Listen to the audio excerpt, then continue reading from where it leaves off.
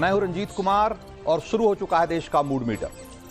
देश का mood metre की पहली और बिग स्टोरी में आज बताऊंगा कि महाकुंभ में हादसे के बाद से योगी सरकार ने कैसे गियर बदला है और प्रयागराज से लेकर अयोध्या तक श्रद्धालुओं की सेफ्टी के लिए सीएम योगी ने कौन सी प्रतिज्ञा ली।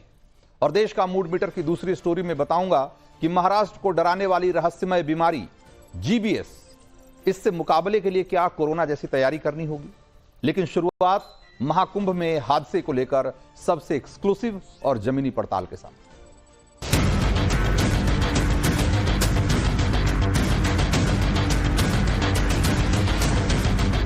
खोजने के लिए मैं 3 दिन से परेशान हूँ। थाना में जाओ तो प्रशासन साथ नहीं देता है।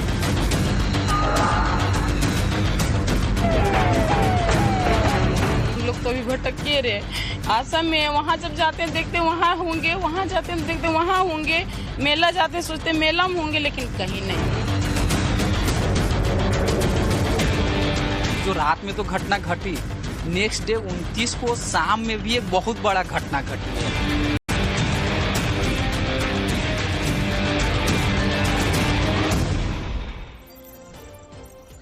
तो प्रयागराज महाकुंभ में भगदड़ की जांच करने आज न्यायिक आयोग की टीम ग्राउंड पर पहुंची और ग्राउंड जीरो की पड़ताल, सीसीटीवी फुटेज से लेकर चश्मदीदों के बयान तक सब कुछ खंगाल कर उन्हें भगदड़ के सच को दुनिया के सामने रखने की उनके सामने चुनौती है और 1 महीने में उन्हें अपनी रिपोर्ट देनी है। लेकिन इन सब के बीच बड़ा सवाल यह उठ रहा है कि जो मिसिंग लोग हैं, जो लापता लोग हैं, जिनकी तलाश में उनके अपने परिवार के लोग पिछले कई दिनों से महाकुंभ की खाक छान रहे हैं, संगम के घाटों से लेकर खोया पाया सेंटर और सरकारी अस्पतालों तक वो इस उम्मीद में चक्कर काट रहे हैं कि उन्हें अपनों की झलक मिल जाए। जो 28 फरवरी की रात से गुमशुदा हैं, लापता हैं, मिसिंग है, आखिर वो कहां हैं। नवभारत की टीम लगातार ऐसे लोगों से मिल रही है, उनसे बात कर रही है, उनकी मदद की कोशिश कर रही है। और इसी कड़ी में आज नवभारत संवाददाता को मिली नेहा कुमारी केवट, जो पिछले 3 दिनों से अपनी मां को तलाश रही। भगदड़ वाली रात मां का हाथ उससे छूट गया और उसके बाद से उनकी कोई खबर नहीं है कि वो कहां है, किस हाल में। एक बार नेहा को सुनिए। डर रहा है लेकिन कुछ पता नहीं चल रहा मम्मी का। वही रात में जो 2 बजे, हाँ 2 बजे का ही लगभग का है। हम लोग सारा 12 बजे तक हम लोग नहा चुके थे। नहाने के बाद जो भीड़ आई है ना, कि मतलब उस तरफ भी आदमी बैठा हुआ है, कितना आदमी तो सो गया बिस्तरा लेकर। वो सोने वाली जगह नहीं है, लेकिन वहाँ से पुलिस को थोड़ा सा भी मतलब ये करना चाहिए कि वहाँ से हम लोग को पब्लिक को उठाना चाहिए कि हम वहाँ से पब्लिक को उठाएंगे तो मेरा और भी पब्लिक लोग बाहर से आ रहे हैं, वो लोग के लिए भी निकालने पड़ेगा हमको। लेकिन इतना भी वो लोग का मतलब क्या बोले हम। मेरी मम्मी है तो अंदर जाके आपने अंदर जाकर देखे वो नहीं है, जो गुम हो गई है उसका लिए भी तो कुछ होगा उपाय। कोई चीज का उपाय नहीं पता चल रहा। खाली बोल रहे कि पता चलेगा तो बोलेंगे, पता चलेगा तो बोलेंगे। कितना दिन तक होगा। जैसे आपने तलाशा तो आपकी मम्मी नहीं थी मिला क्षेत्र में, और कहाँ कहाँ आपने उनको ढूंढा? पूरा हम लोग ढूंढ लिए। मतलब जो सेक्टर बोलता है ना, 4, 1, 2, 16, मतलब जितना था 12 हम लोग ऑल टोटल छान लिए। पैदल चलिए? बहुत पैदल हम लोग 3 दिन से वहाँ ढूंढ रहे हैं। फिर लास्ट में बहुत पुलिस वाला लोग को भी हम लोग बोले, तो वो लोग भी मेरा नंबर लिया है, फोटो लिया, आधार कार्ड लिए है, तो वो लोग अपना ग्रुप में सेंड किए हैं। अब वो लोग का तो काम है करना। अब तो ये नहीं है कि मम्मी जा रही है तो उसको अब कोई तो पहचानेगा नहीं, पर फोटो के साथ पहचान जाए या फिर रोक ले, कोई ऐसा चीज कुछ अभी तक खबर नहीं है। ऐसा हम करने आए थे बड़ी उम्मीद के साथ, बहुत उम्मीद के साथ आए थे। या बॉडी लेके जाएंगे या तो कुछ और लेकर जाएंगे। क्या किया जाएगा अब? ना गुम का पता है ना मौत का पता है, दोनों में से किसी का चीज का पता है। तो महाकुंभ में नेहा अकेली नहीं है जिनके अपने उनसे बिछड़ गए हैं और जिनका अभी तक कोई अता पता नहीं। न तो उनका मृत शरीर मिला है और न ही उनकी सलामती की कोई खबर मिली।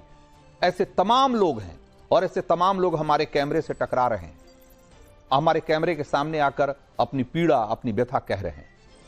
बंगाल के कूच बिहार से आई गंगा हरिजन भी 3 दिन से अपनी मां को तलाश रही है। 29 जनवरी के दिन यानी कि मौनी अमावस्या के दिन भीड़ में फंसकर गंगा की मां उनसे बिछड़ गई और फिर उसके बाद मिली ही नहीं। गंगा एक के बाद एक महाकुंभ इलाके के सारे अस्पतालों का चक्कर काट चुकी और आशा निराशा के बीच झूल रही हैं। उन्हें समझ में नहीं आ रहा कि वो करें तो क्या करें। बंगाल से आए हैं। मेरी मम्मी 29 तारीख को आई थी। वहाँ से मेरी मम्मी आज 3 दिन हो गई लापता है, मिल ही नहीं रही है। इसलिए हम लोग उसको यहाँ पर ढूंढने आए हैं। 3 दिन से हम लोग ढूंढ ही रहे हैं मम्मी को, मिल ही नहीं रही है। पहले उधर का एक हॉस्पिटल था, उधर में हम लोग देख कर आए तो उन्होंने लोग बोले इधर में आने के लिए, तो इधर में हम लोग आए हैं अभी देखने के लिए मम्मी को। तो भगदड़ में कितने लोगों की जान गई, इसका एक सरकारी आंकड़ा सामने आ चुका है।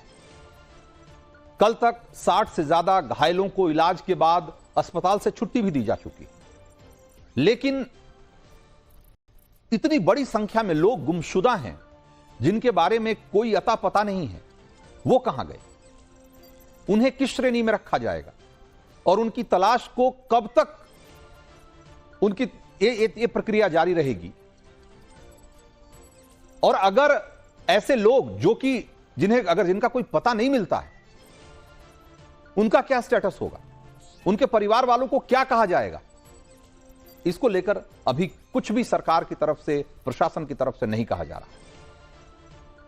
गुमशुदा लोगों की तलाश आज सबसे बड़ी चुनौती बनी हुई, जिसमें उनके घर वालों से लेके और पुलिस प्रशासन तक सब जुटे हुए हैं। लेकिन फिर भी बहुत सारे ऐसे लोग हैं जिनका कि कोई अता पता नहीं। मैं आपको संगम नोज के पास सेक्टर 3 इलाके में खोया पाया सेंटर की एक तस्वीर दिखाता हूं और यहां देखिए कि किस तरीके से वहां रिपोर्ट तैयार की जा रही है। बताया जा रहा है कि पिछले 3 दिनों में यहां लगभग 3000 लोगों के लापता होने का रजिस्ट्रेशन हो चुका है। अब 3000 लोग, यानी कि यह बहुत बड़ी संख्या है। अब इसमें से ये 3000 लोग कहां हैं, किस हाल में हैं, उनके परिवार वालों को कुछ नहीं पता। हालांकि अभी आधिकारिक आंकड़ा नहीं जारी किया गया है कि जो 3000 लोग हैं, ये इनको किस तरीके से ढूंढा जा रहा है, किस तरीके से मिलाने की कोशिश की जा रही है। प्रयास जारी है, लेकिन यह आंकड़ा बढ़ता जा रहा है और यह एक बहुत चिंता की बात है। लापता लोगों की तलाश में परिजन लगातार मेला क्षेत्र में आ रहे हैं। बहुत सारे लोग ऐसे हैं जो कि अकेले आए थे और अब उनका फोन नहीं लग रहा। उनके परिवार के लोग फोन कर रहे हैं, जब फोन नहीं लग रहा तो फिर परेशान होकर मेला में आ रहे हैं, उनकी गुमशुदगी की रिपोर्ट दर्ज करा रहे हैं। और कईयों ने तो पिछले 3 दिनों से एक तरीके से अपना यही मिशन बना रखा है, ठिकाना बना रखा है। उनकी सुबह से लेकर रात तक बस एक ही कार्यक्रम, अपने खोए हुए लोगों की तलाश। नवभारत संवाददाता से बातचीत में ऐसे लोगों की पीड़ा, उनका दर्द बार बार छलक कर बाहर आ जाता है। कुछ और लोगों को सुनिए।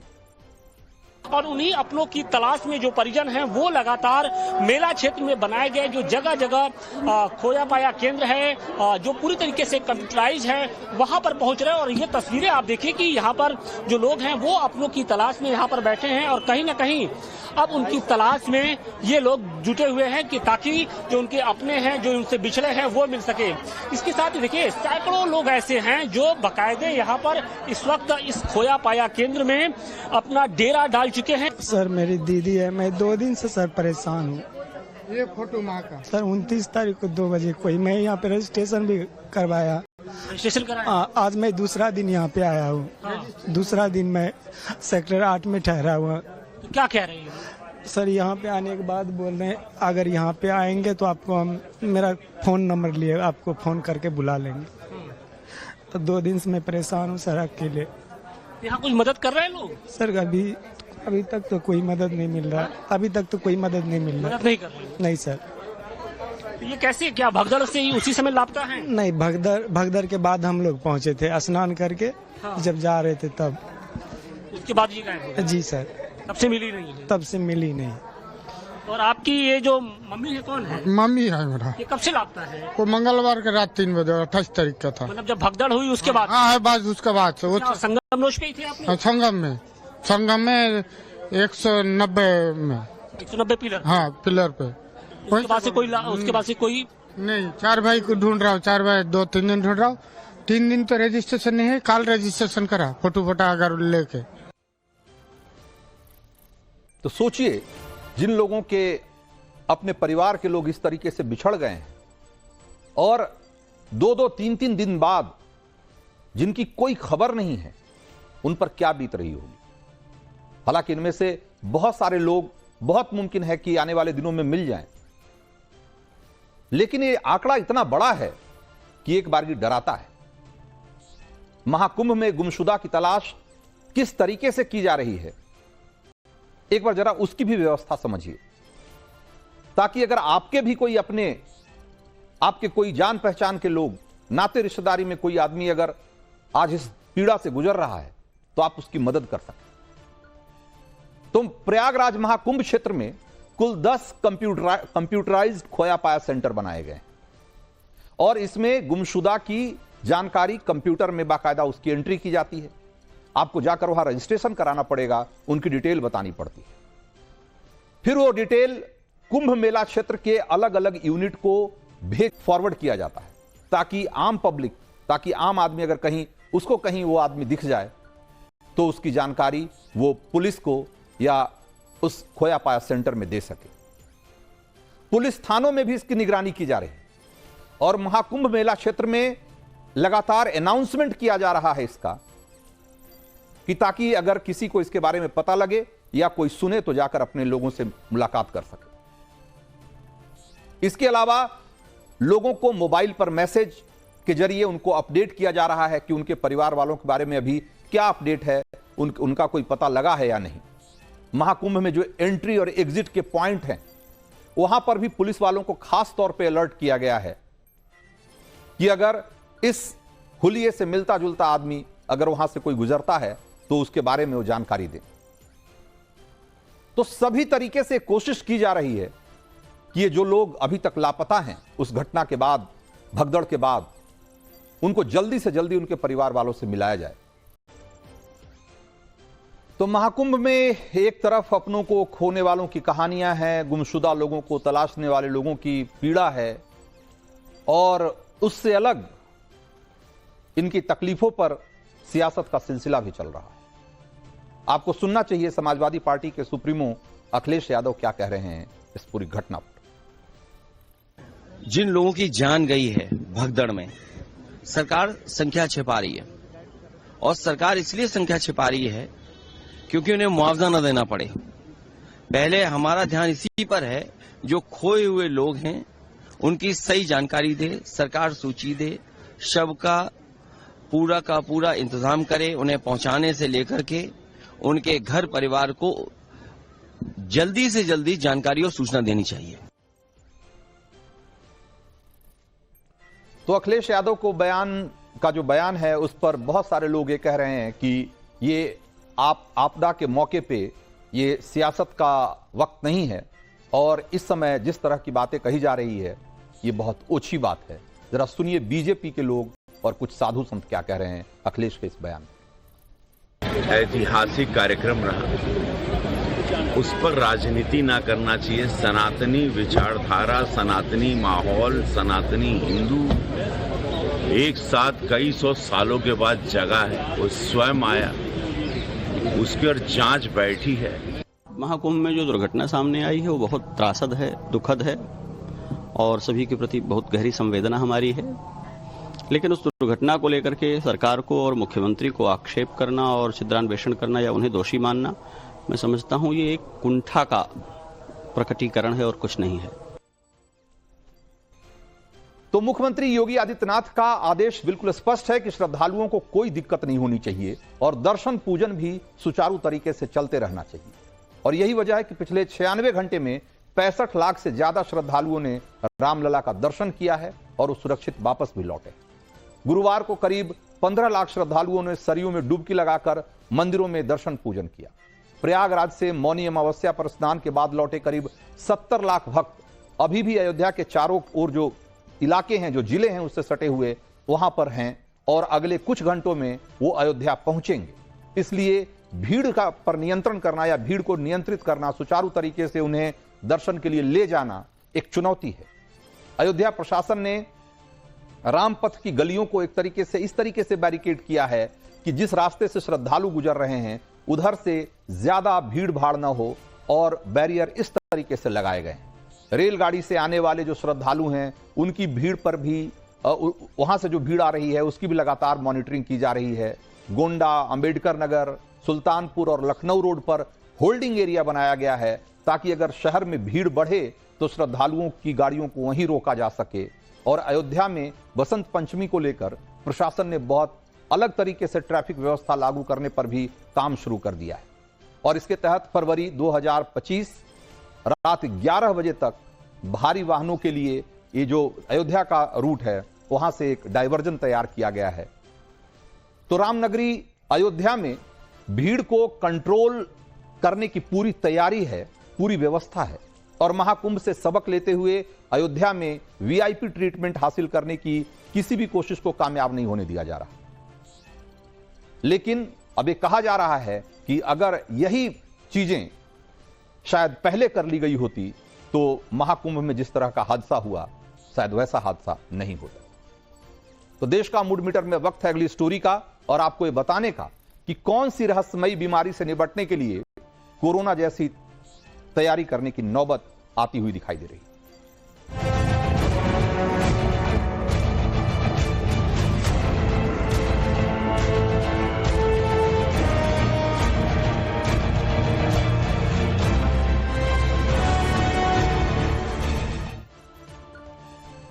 तो महाराष्ट्र में इन दिनों गिलेन-बार सिंड्रोम, जिसे कि शॉर्ट में जीबीएस कहा जा रहा है, इसकी वजह से काफी दहशत है और इसकी वजह से अब तक 3 लोगों की मौत हो चुकी है।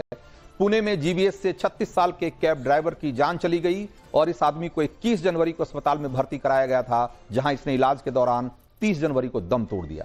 जबकि करीब 130 लोग अभी भी इस बीमारी से जूझ रहे हैं। इसमें से 20 पेशेंट को वेंटिलेटर पर रखना पड़ा है क्योंकि उनकी हालत गंभीर बनी हुई है। अब सवाल यह है कि इस बीमारी को रहस्यमयी बीमारी क्यों कहा जा रहा है और क्या कोरोना की तरह इसकी भी महामारी बनने की आशंका है? क्या यह भी सिर्फ महाराष्ट्र में ही फैला है या फिर देश के बाकी हिस्सों में भी इसने दस्तक दे दी है? और सबसे बड़ा सवाल यह है कि यह फैलता कैसे है और इसके लक्षण क्या हैं, बचाव कैसे करेंगे? तो सबसे पहले जानिए कि आखिरकार जीबीएस है क्या। तो इसका जवाब यह है कि एक रेयर न्यूरोलॉजिकल डिसऑर्डर है जिसमें शरीर का immune system peripheral nervous system पर हमला करके उसे क्षतिग्रस्त कर देता है। और पेरिफेरल नर्वस सिस्टम क्या होता है? पेरिफेरल नर्वस सिस्टम ब्रेन से सिग्नल को शरीर के दूसरे हिस्सों में ले जाता है और आप जो शरीर में मूवमेंट कर पाते हैं, हाथ पैर हिला पाते हैं या कोई भी काम कर पाते हैं, वो असल में जो ब्रेन से सिग्नल मिलता है, पेरिफेरल नर्वस सिस्टम जब उसको शरीर के दूसरे हिस्सों तक ले जाता है तभी आप ये काम कर पाते हैं। तो हमारे शरीर में एक तरीके से किसी भी तरह के मूवमेंट के लिए पेरिफेरल नर्वस सिस्टम ही जिम्मेदार है। इसीलिए जीवीएस बीमारी की गिरफ्त में आने वाले लोगों की जो शुरुआती जो लक्षण उनमें दिखते हैं उसमें कमजोरी के लक्षण दिखते हैं। कुछ लोगों को हाथों पैरों में चुभन महसूस होती है, पाचन तंत्र बिगड़ जाता है और गंभीर तौर पे जब बीमार हो जाते हैं तो मांसपेशियां काम करना तेजी से बंद कर देती, शरीर सुन्न पड़ने लग जाता है, पैरालिसिस का अटैक तक आ जाता है, यहां तक कि सांस लेना भी मुश्किल हो जाता है। ब्लड प्रेशर से लेकर हार्ट रेट या यूं कहें कि सारे फंक्शन, सारे सिस्टम बिगड़ जाते हैं। वैसे तो जीबीएस बीमारी किसी भी उम्र के लोगों को अपना शिकार बना सकती है, लेकिन 50 से ज्यादा उम्र के लोग ज्यादा खतरे में रहते हैं। हालांकि अच्छी बात यह है कि जीबीएस बीमारी कोरोना की तरह हवा में नहीं फैलती, लेकिन इस बीमारी को रहस्यमयी इसलिए कहा जाता है क्योंकि आज तक इसके होने की एक्चुअल वजह की पता नहीं लग पाई है। क्योंकि यह बीमारी होती क्यों है, ये जानने के लिए आज भी रिसर्च चल रहा है। वैज्ञानिकों ने बताया है कि आमतौर पर रेस्पिरेटरी या गैस्ट्रो सिस्टम में बैक्टीरियल इन्फेक्शन की वजह से या फिर वायरल इन्फेक्शन की वजह से जीवीएस ट्रिगर हो जाता है। और वैज्ञानिकों का दावा है कि कैंपिलोबैक्टर जेजुनी नाम के बैक्टीरिया से संक्रमित होने वाले लोग अक्सर जीवीएस की गिरफ्त में आ जाते हैं। तो अब महाराष्ट्र में जीवीएस ने एक तरीके से उसको गिरफ्त में लेना शुरू कर दिया है। बहुत बड़ी संख्या में लोग बीमार हैं, लेकिन फिर भी घबराने जैसी कोई बात नहीं है। आप अपनी हाइजीन का ध्यान रख करके, अपने हाथों को ठीक से साफ सफाई करते रहने से, गर्म पानी पीने से और हाइजीन का प्रॉपर ख्याल रखने से आप इससे बचाव कर सकते हैं। इसलिए घबराने की जरूरत नहीं है, बल्कि इसके बचाव पर ध्यान देने की जरूरत है। तो आज देश का मूड मीटर में वक्त इतना ही था। मुझे दीजिए इजाजत।